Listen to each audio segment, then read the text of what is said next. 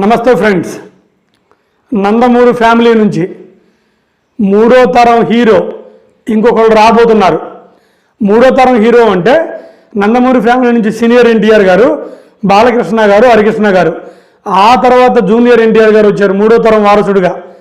మళ్ళీ ఇప్పుడు మూడో తరం వారసుడుగా బాలకృష్ణ గారి అబ్బాయి మోక్షజ్ఞ రావనున్నారు. అయితే నేను చెప్పే ఈ విషయంలో ఇప్పుడు ఈ న్యూస్లో ఒక 3 విషయాలు చెబుతాను.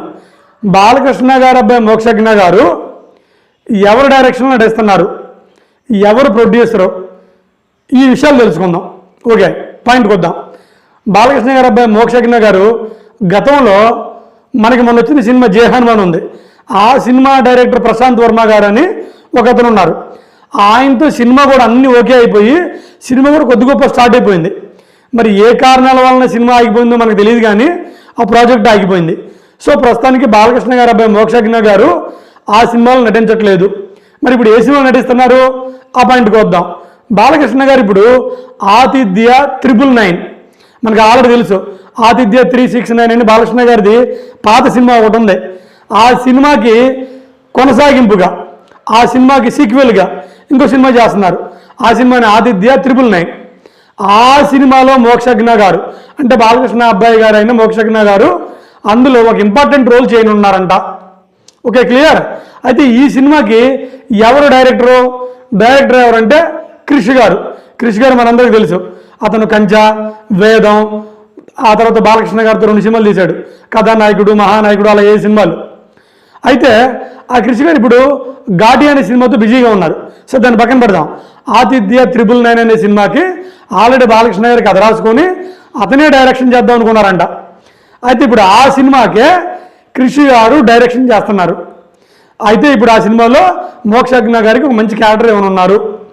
సరే, ప్రొడ్యూసర్ ఎవరంటే బాహుబలి సినిమా తీశారు కదా ఆర్కే మీడియా, వాళ్ళు ఈ సినిమాని ప్రొడ్యూస్ చేస్తున్నారు. వాళ్ళు మేము ముందుకు వచ్చి మీ అబ్బాయి గారిని లాంచ్ చేసే పని అయితే మేము ఈ సినిమాని ప్రొడ్యూస్ చేస్తామన్నారంట. బాలకృష్ణ గారు కూడా ఆడు కుర్రోడు సోలోగా తీసి సింగిల్గా తీసి అలా చేయడం కంటే బాలకృష్ణ గారు పక్కన నటిస్తే కొంచెం మైలేజ్ ఉండిద్ది. అప్పట్లో బాలకృష్ణ గారు కూడా అంతే, మహేష్ బాబు గారు కూడా అంతే. అందుకని అతను ఇలా మైలేజ్ ఎక్కువ ఉండిద్ది అని చెప్పి సోలోగా కంటే కూడా నా పక్కన సైడ్ క్యారెక్టర్ ఉంటే బాగుండిద్దని బాలకృష్ణ గారు ఓకే అన్నారంట. ఇక ఆ సినిమా మన బాలకృష్ణ గారి సినిమాలు 1-2 షూటింగ్ అయిపోతున్నాయంట. అవి అయిపోతే మాత్రం వెంటనే స్టార్ట్ చేస్తారు.